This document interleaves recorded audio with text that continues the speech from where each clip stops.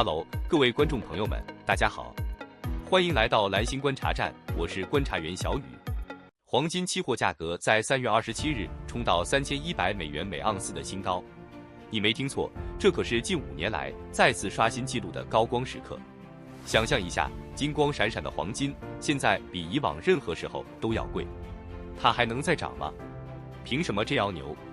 今天我们从黄金的历史讲起，揭开它凭啥涨上天的秘密，最后还告诉你普通人怎么投才能不踩坑。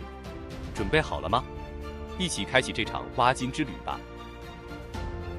黄金这东西从古至今就是财富的代名词。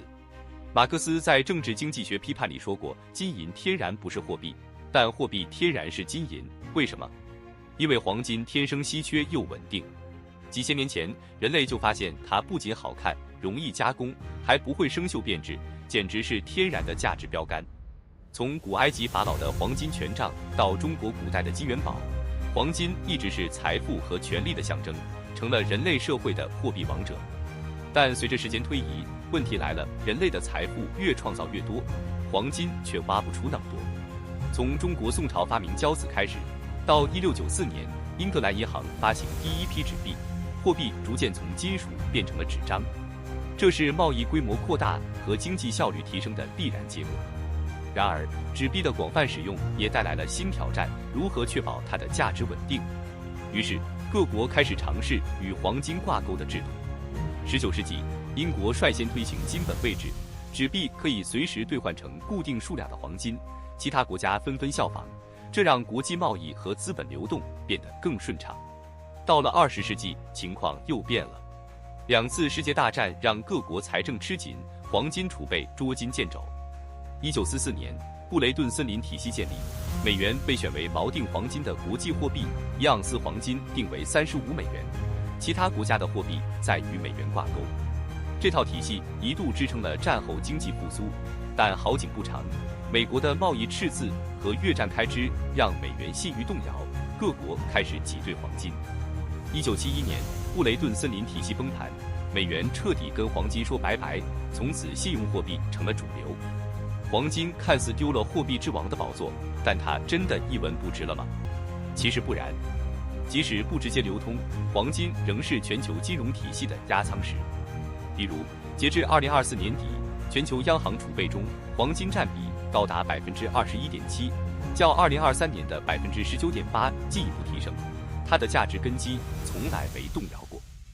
回到当下，黄金作为一个大宗投资品，价格到底怎么定的？核心还是供需关系。先来看供应端，黄金主要靠挖矿。根据世界黄金协会数据，2023年全球金矿产量为3644吨，主要集中在中国、澳大利亚、俄罗斯、加拿大和美国等国家。其中，中国产量约370吨，澳大利亚和俄罗斯各约310吨，加拿大200吨，美国170吨。前5大生产国合计占全球约37.3%。2024年产量略增至3661吨，年增约0.47%，增幅远低于此前预期的4%，显示近10年整体趋势偏平稳。高品位金矿越来越少，开采成本却越来越高，除非未来发现新的大矿，或者有黄金小行星砸向地球，不然供应只会越来越紧。再看需求端，2024年数据里，约45%用来做首饰，25%被央行囤积。27%是投资需求，剩下3%用在工业和科技上。首饰和工业需求相对稳定，但投资需求这2年却像坐了火箭。尤其是央行，2022年净买入1136吨黄金，创半个世纪纪录。2023年买了1037吨，2024年再超1000吨，第4季度就猛增至333吨。假设2025年延续这个势头，每年1000吨左右的买入量，供应根本跟不上。2024年3661吨的总产量中，央行需求就占了超过27%，这还不算其他投资和消费需求。投资需求里，除了央行，还有散户的利润。俄乌冲突以来，金条、金币的销量在全球暴增。比如，中国2024年实物黄金消费涨了17%，2025年预计继续增长。为啥？因为大家都怕乱世，黄金是硬通货，拿在手里踏实。黄金凭什么站上3100美元新高？这得从货币本身说起。像美元、欧元这些信用货币靠国家信用支撑，可这信用到底有多可靠呢？数据能说明问题。根据美联储统计，2015到2024年，美元 M2 货币供应量年均增长 5.95%。2020年疫情期间甚至暴增 21.1%。欧洲央行这边，欧元 M3 年均增长 5.1%，2020年达到 12.3%。简单说，就是货币发行量一直在扩张，尤其是危机时加速明显。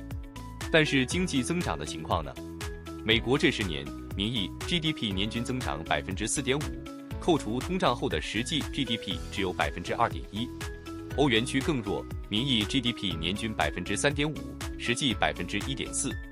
2020年尤其明显，美国 M2 猛增 21.1%， 而实际 GDP 下跌 3.4%， 名义 GDP 下跌 2.32%。这意味着什么？货币供应量超发，经济产出却没跟上，信用货币的价值基础越来越虚。再看地缘政治风险，特朗普上台后，关税政策频出，俄乌冲突持续，中东局势也紧张，全球不确定性上升。各国央行意识到纸币靠不住，于是加大黄金储备。2025年初，投行纷纷上调金价预测，有的甚至给出年底3300至3500美元每盎司的目标。央行囤金的动作直接推高了黄金需求。美元指数这边也有看头，通常它和黄金是反向关系，美元指数跌，黄金涨。但2025年却出现了罕见的同涨现象，为什么？可能是市场对美元信用的信心动摇了，哪怕美元指数走强，避险情绪还是让黄金同步受到追捧。最后是利率和通胀的影响。2025年3月19日，美联储维持利率在 4.25% 至 4.5%， 但市场预期通胀会超过 2% 的目标，后续可能降息。如果降息落地，通胀预期升温，黄金作为抗通胀资产的优势就更突出了。在这些不确定性因素的共同作用下，黄金不仅成为避险资产的首选，其未来潜力也愈发令人瞩目。明白了黄金为啥涨，咱们再说说怎么投。投资黄金主要有4条路：实物黄金、黄金 ETF、黄金期货和黄金股票。先说实物黄金，比如金条、金首饰。优点是拿在手里安心，缺点也很明显，流动性一般，存起来麻烦，普通人不好管理。首饰类由于有加工费，成本变现收益较差。如果你是土豪，想摆家里金灿灿的看个开心，那就随便囤。黄金股票呢？跟黄金价格挂钩，像巴里克黄金 Barrick Gold 这种公司，股价常随金价涨。但得注意，公司经营效益预期更关键。如果金价涨了，它业绩却稀烂，照样亏给你看。黄金期货和期权适合高手，杠杆高，涨的时候赚得多，但跌起来也够你喝一壶。新手谨慎，别轻易碰。剩下黄金 ETF 最适合普通人，门槛低，流动性强。怎么选？看规模、品牌和费率。如果你是大陆观众，人民币计价的老牌 ETF 很靠谱，比如华安黄金 ETF、国泰黄金 ETF、博时黄金 ETF 等，都直接挂钩金价，简单明了。当然，也可以选择投资上述 ETF 的基金，但一定要看好对应基金是否与黄金价格相关，不要被虚假宣传带跑偏了。其他地区的观众可以直接买美元计价的 ETF， 比如 SPER Gold Trust 全球最大，或者 SPER Gold Mini Shares 费率更低。当然，任何的分析都是一家之言，投资有风险，盈亏需自担。黄金从短期看它是避险神器，近期涨势如虹；长期看保值稳健，但想暴富，还是得看币市与股市的造富神话。好，今天的黄金探秘之旅就到这儿。从古代的货币王者到现在的避险明星，黄金这趟旅程跌宕起伏。未来它还会涨吗？供需紧绷，信用货币晃荡，地缘风险加码，我觉得它还有戏，但风险防控得做好。你们怎么看？是囤金条还是买 ETF？ 评论区聊聊你的想法吧。